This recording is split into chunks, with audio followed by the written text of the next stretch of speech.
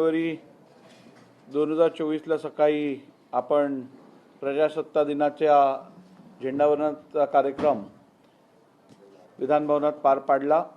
त्यावेळेलाच मी जाहीर केलं, तरी या प्रेस कॉन्फरन्स मार्फत आपल्या सर्वांना सांगताना मला आनंद होत आहे की 84वा अखिल भारतीय पीठासीन अधिकारी परिषद ही मुंबई विधानभवन मध्ये उद्यापासून संपन्न होत आहे। ही 2 दिवसाची परिषद आहे। 27 आणि 28ला ही परिषद मुंबई विधानभवनात कंडक्ट केली जाईल आणि या परिषदेसाठी भारताचे सन्माननीय उपराष्ट्रपती सन्माननीय जनकड साहेब, त्याचप्रमाणे भारताच्या लोकसभेचे अध्यक्ष श्री ओम बिर्ला साहेब, त्याचप्रमाणे राज्यसभेचे उपाध्यक्ष हरिवंश साहेब आणि या भारतातील सर्व राज्यांमधील सर्व पीठासीन अधिकारी म्हणजे सर्व राज्यांचे अध्यक्ष, विधानसभेचे अध्यक्ष, विधानसभेचे उपाध्यक्ष, विधान परिषदेतले सभापती, विधान परिषदेतले उपसभापती असे हे सर्वजण मुंबईत उद्यापासून असतील। या परिषदेत अनेक संसदीय लोकशाहीशी निगडीत विषयांवरती सकारात्मक चर्चा होईल। या कार्यक्रमाच्या उद्घाटन सोहळ्यासाठी मुख्यमंत्री महोदय पण उपस्थित राहतील। समारोपासाठी उपमुख्यमंत्री उपस्थित असतील आणि असा हा 2 दिवसाचा अत्यंत महत्त्वपूर्ण परिषदेचा कार्यक्रम हा मुंबईत संपन्न होत आहे। मी भारताच्या लोकसभेचे अध्यक्ष श्री ओम बिर्ला साहेब यांचे मनापासून आभार मानतो की त्यांनी ही 84वी परिषद मुंबईत महाराष्ट्रात घेण्याची संधी आम्हाला दिली आणि मला खात्री आहे की मुंबईत महाराष्ट्रात ही परिषद अत्यंत यशस्वीरित्या पार पडेल। महाराष्ट्राला याचा बहुमान जो आहे मिळालेला आहे किती महत्त्वपूर्ण आहे? देशभर हे सगळे कार्यक्रम दरवर्षी होत असतात, यंदा आपल्याला मान्य आहे? मला यापूर्वी महाराष्ट्रात 2003 म्हणजे जवळजवळ 21 वर्षापूर्वी ही परिषद भरवण्यात आलेली आणि आता 21 वर्षानंतर महाराष्ट्राला हा बहुमान प्राप्त झालेला आहे आणि मला वाटतं राज्यासाठी ही अत्यंत मोठी संधी आहे, अत्यंत मोठी उपलब्धी आहे की संपूर्ण देशातले पीठासीन अधिकारी म्हणजेच संपूर्ण विधानसभेचे आणि विधान परिषदेचे जेवढ्या विधानसभा आणि विधान परिषद आहेत त्यांचं नेतृत्व करणारे म्हणजे एका अर्थाने त्या संपूर्ण विधानसभेचं आणि विधान परिषदेचं एक रिप्रेझेंटेशन करणारी लोक जी आहेत ती सर्वजण आज मुंबईत येत आहेत आणि राष्ट्राचे उपराष्ट्रपती, त्याचप्रमाणे लोकसभेचे अध्यक्ष आणि राज्यसभेचे उपसभापती असे सर्व ही मंडळी आज उद्या मुंबईत येणार आहे आणि त्यामुळे संपूर्ण देशाचं लक्ष हे मुंबईकडे आकर्षित होणार आहे आणि आपल्या सर्वांनाच माहीत आहे मुंबई आणि महाराष्ट्राची ख्याती ही देशभरात प्रसिद्ध आहेच, परंतु या कार्यक्रमातनं मला खात्री आहे की महाराष्ट्राला एक नवीन लौकिक प्राप्त होईल। या उद्या सर्वात पहिली सर्व विधानसभेचे आणि विधान परिषदेचे जे सचिव आहेत आणि सेक्रेटरी जनरल आहेत लोकसभेचे, सुरुवात त्यांच्या कॉन्फरन्सपासून सुरू होईल आणि दुपारी 1 वाजल्यापासून उद्घाटन समारंभ चालू होईल ऑल इंडिया प्रिसाइडिंग ऑफिसर्स कॉन्फरन्सचा आणि त्या उद्घाटन सोहळा झाल्यानंतर त्या उद्घाटन सोहळ्यासाठी लोकसभेचे उपाध्यक्ष असतील, सर्व पीठासीन अधिकारी असतील, सर्व आमंत्रित मंडळी असेल, मुख्यमंत्री असतील आणि तो कार्यक्रम झाल्यानंतर सेशन्सना सुरुवात होईल आणि त्या सेशन्समध्ये प्रामुख्याने 2 विषयांवरती चर्चा होणार आहे आणि ते 2 विषय आहेत। सर्वप्रथम to strengthen people's trust in democratic institutions, the need to maintain discipline and decorum in Parliament and the legislatures of state/union territories, म्हणजेच लोकतांत्रिक संस्थाओं में लोगों के विश्वास को मजबूत करने के लिए संसद तथा राज्यों और केंद्र शासित प्रदेशों के विधानमंडलों में अनुशासन और शालीनता बनाए रखने की आवश्यकता, हा पहिला विषय. आणि दुसरा विषय असेल how to make the committee system more powerful and effective, म्हणजेच समिति प्रणाली को और अधिक उद्देश्यपूर्ण और प्रभावी कैसे बनाया जाए. आपल्या सर्वांना माहीत आहे की लेजिस्लेटिव्ह समित्या ज्या आहेत त्या खरं तर लेजिस्लेचरचं सोल असतं आणि आत्मा असते आणि म्हणूनच यांचं महत्त्व आणि यांच्याकडनं कसं कार्य अपेक्षित आहे आणि ह्यांना अधिक प्रभावशाली कसं करता येईल यावरती चर्चा होईल.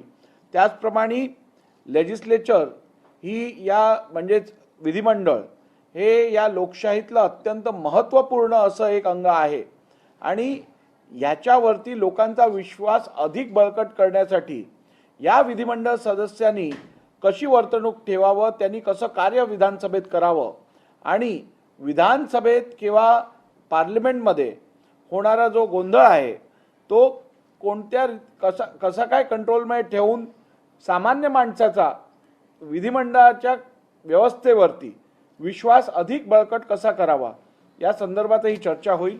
त्यामुळे मला वाटतं ही लोकउपयोगी चर्चा पुढचे 2 दिवस आपल्या या परिषदेत होईल. मध्यंतरी विधिमंडळाच्या नियमांबद्दल आणि स्वायत्ततेबद्दल काही चर्चा आणि वाद झाले होते, तर त्यावर या परिषदेमध्ये काही चर्चा होणार आहे? कारण देशभरातील विधानसभांचे प्रमुख नाही, हे बघा, प्रत्येक विधानसभेचे नियम जे आहेत हे याला कॉन्स्टिट्यूशनल मॅन्डेट आहेत, संविधानिक आधार आहे. संविधानामध्ये दिलेल्या तरतुदीनुसार हे नियम बनवले गेले आहेत आणि त्यामुळे यांना संविधानिक आधार आहे. परंतु मला वाटतं आपला प्रश्न आहे विधिमंडळातील सदस्यांच्या आचारसंहितेबद्दल. मला वाटतं त्या विषयात निलमताईंनी गेल्या वर्षी बरंचसं रिसर्च पण केलं आहे आणि एक अत्यंत उपयोगी असं पुस्तकही सर्वांना वितरित केलं गेलं आहे. त्याबद्दलची माहिती निलमताई आपल्याला देतीलच. एक असं आहे की हे पीठासीन अधिकाऱ्यांचं म्हणजे प्रिसाइडिंग ऑफिसर्सची कॉन्फरन्स आहे. काही गोष्टी आपल्या नियमांनी चालतात की जे नियमांचं पुस्तक विधानसभा, विधान परिषद, लोकसभा, राज्यसभा याच्यामध्ये आधार घेतला जातो आणि काही प्रघात असतात आणि ते प्रघात करत असताना कुठले शब्द संसदीय आहेत, कुठले बिगर संसदीय आहेत किंवा कुठले नियम जाचक आहेत म्हणून नियम बदलले पाहिजेत किंवा आता आमच्याकडे विनंती अर्ज समिती असते, त्याच्यात एक नियम होता केलेला की जोपर्यंत सभागृहात तो मांडत नाही तोपर्यंत त्याच्यावर कारवाई होणार नाही.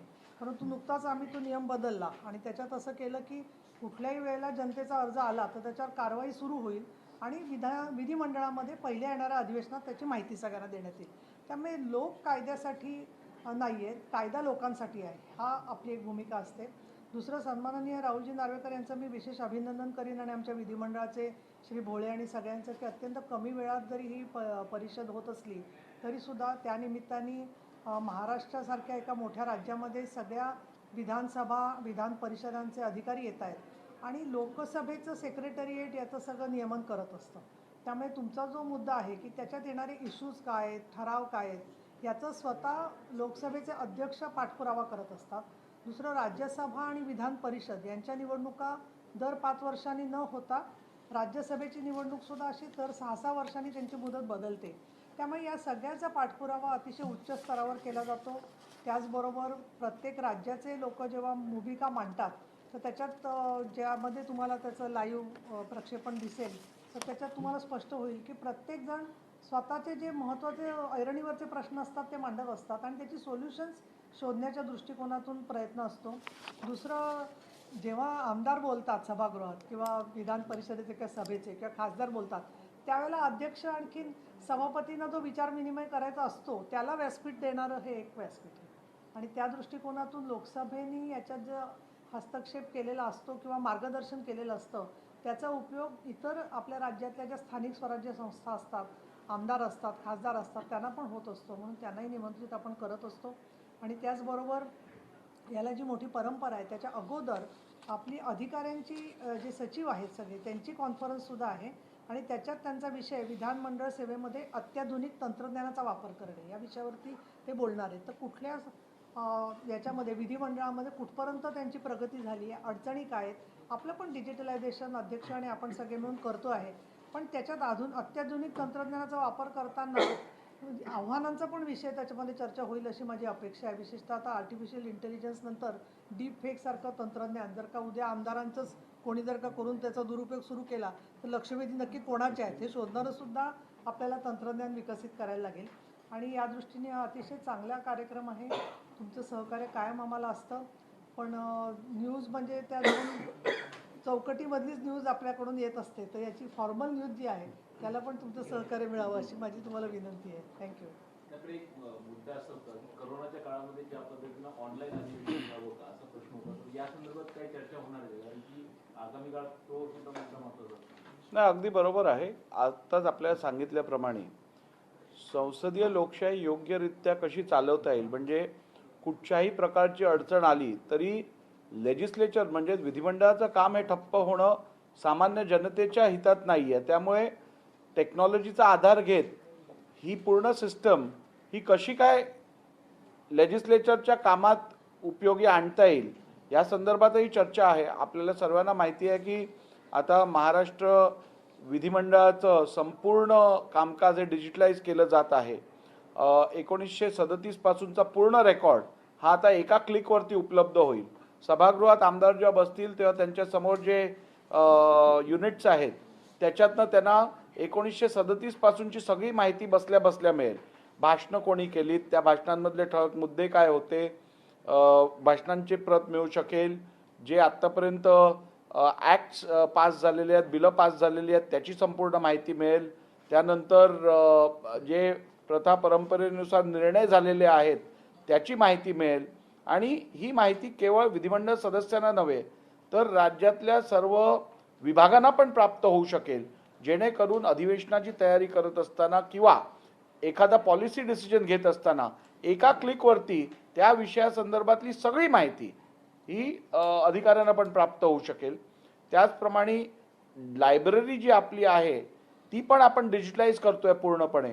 तर ह्या सगळ्या गोष्टींनी अधिक प्रभावशाली काम विधिमंडळातले सदस्य करू शकतील आणि जर का प्रभावशाली काम ते करू शकले तर त्याचा अंतिम फायदा हा सामान्य माणसाला होणार आहे. सर, एक प्रश्न असा आहे की विधिमंडळाचे अधिकार आणि त्यात न्यायपालिकेचा हस्तक्षेप हा मुद्दा काही दिवसांपूर्वी घडला होता, तर हे यात असा कोणी कॉन्फ्लिक्ट होऊ नये यासाठी काही चर्चा होती? मला वाटतं हा मुद्दा सातत्याने उद्भवत आहे, परंतु मला वाटतं आपल्या देशाच्या संविधानाने या संदर्भातली चांगली व्यवस्था करून दिलेली आहे.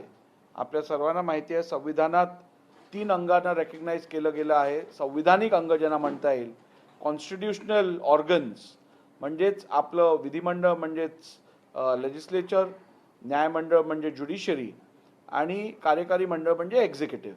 या तिघांनाही आपलं कार्यक्षेत्र आखून दिलेलं गेलं आहे.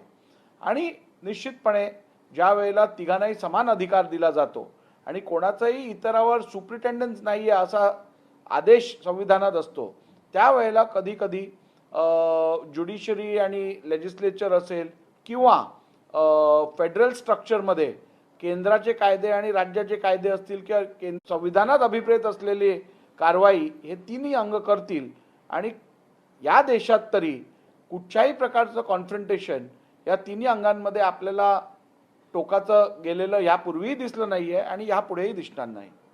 संयुक्त में जानना चाहेंगे क्योंकि 2 दिवसीय परिषद होने वाली है, कौन से मुख्य बिंदु रहेंगे जिस पर चर्चा इन 2 दिनों में होने वाली है? जैसे मैंने आपको कहा कि ये परिषद जो है अखिल भारतीय पीठासीन अधिकारी परिषद ये हर साल होती है और ये 1919 से ये प्रथा चालू है, शुरू है. और last conference presiding officers conference ये 2003 में महाराष्ट्र में हुआ था और अभी लगभग 21 सालों के बाद ये महाराष्ट्र में वापस कॉन्फ्रेंस हो रहा है. ये बहुमान महाराष्ट्र को प्राप्त हुआ है और इसके लिए मैं लोकसभा के अध्यक्ष ओम बिरला जी का मन से आभार मानना चाहूँगा. और इस परिषद में भारत के उपराष्ट्रपति धनखड़ साहब, उनके साथ भारत के लोकसभा के अध्यक्ष ओम बिरला जी, भारत के राज्यसभा के उपाध्यक्ष हरिवंश जी और सभी राज्य के पीठासीन अधिकारी यानी सभी विधानसभाओं के अध्यक्ष, उपाध्यक्ष, विधान परिषदों के सभापति, उपसभापति, सभी राज्य के विधानसभाओं के, विधान परिषदों के सचिव और सेक्रेटरी जनरल लोकसभा के, ये सभी अधिकारी भी इस कॉन्फ्रेंस के लिए आने वाले हैं और इस कॉन्फ्रेंस में महत्वपूर्ण चर्चा होने वाली है। जैसे कि मैंने आपको बताया कि विशेष करके लोकतांत्रिक संस्थाओं में लोगों के विश्वास को मजबूत करने के लिए संसद तथा राज्य और केंद्र शासित प्रदेशों के विधिमंडलों में अनुशासन और शालीनता बनाए रखने की आवश्यकता, इस विषय पर चर्चा होगी। उसी के साथ समिति प्रणाली को और अधिक उद्देश्यपूर्व और प्रभावी कैसे बनाया जाए, इस विषय पर चर्चा होगी। कुल मिलाकर सेक्रेटरी कॉन्फ्रेंस में भी टेक्नोलॉजी का यूज करते हुए लेजिस्लेचर का काम कैसे अधिक प्रभावशाली किया जाए, इस विषय पर चर्चा होगी। जैसे कि अभी मेरे एक पत्रकार मित्र ने सवाल उठाया था कि कोविड के दरमियान लेजिस्लेचर लगभग ठप हो गया था, ऑनलाइन भी फंक्शन नहीं कर पाया, तो ऐसी परिस्थिति में ऐसे कॉन्फ्रेंस द्वारा इस परिस्थिति में सुधार कैसे लाया जा सकता है, तो टेक्नोलॉजी का लेजिस्लेचर में यूज कैसे किया जाएगा, इसके बारे में चर्चा होगी। जैसे कि आप सब जानते हो, महाराष्ट्र में हमने पूरा लेजिस्लेचर, पूरी विधिमंडल को डिजिटलाइज करने का निर्णय लिया है और उसका काम बहुत ही स्पीड से चल रहा है यहाँ पे। और यहाँ पे आप देखेंगे कि 1937 से पूरा रिकॉर्ड जो है वो डिजिटलाइज हो रहा है। आज एक क्लिक पर कोई भी सदस्य सभागृह में बैठे हुए या कहीं भी बैठे हुए देख पाएगा कि 37 से कौन से भाषण हुए, किस विषय पे हुए, उनके मुद्दे क्या है, प्रमुख मुद्दे क्या है, पूरा भाषण क्या था। उसी के साथ जितने आज तक एक्ट्स बने हैं वो पूरे डिजिटलाइज अवेलेबल होंगे। उसके साथ ही आप देखेंगे कि 1937 से जो प्रेसिडेंट्स और रूल्स बने हैं उसकी पूरी मालूमात प्राप्त होगी। तो कुल मिलाकर इसका बहुत बड़ा उपयोग डिजिटलाइजेशन का विधिमंडल सदस्यों को होगा और उनका काम वो अधिक प्रभावशाली रूप से कर पाएंगे और इसका अंतिम फायदा जो है वो सामान्य नागरिक को होगा।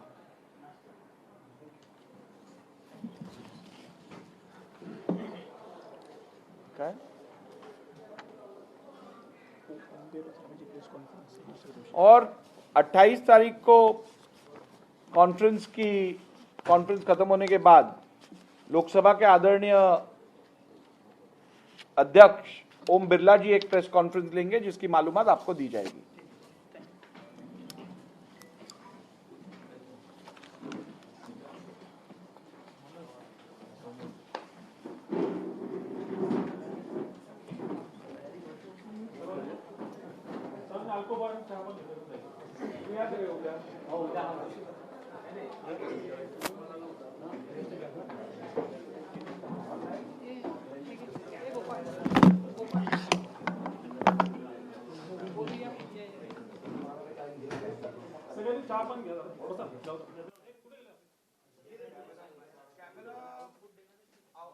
कॅमेऱ्याला आपण आउटपुट देणार आहोत की कॅमेऱ्यावरती सोडणार आहोत? फीड देणार आहोत आपण त्यांना आणि प्रेस कॉन्फरन्सला मात्र बोलून ओम बिर्ला जी.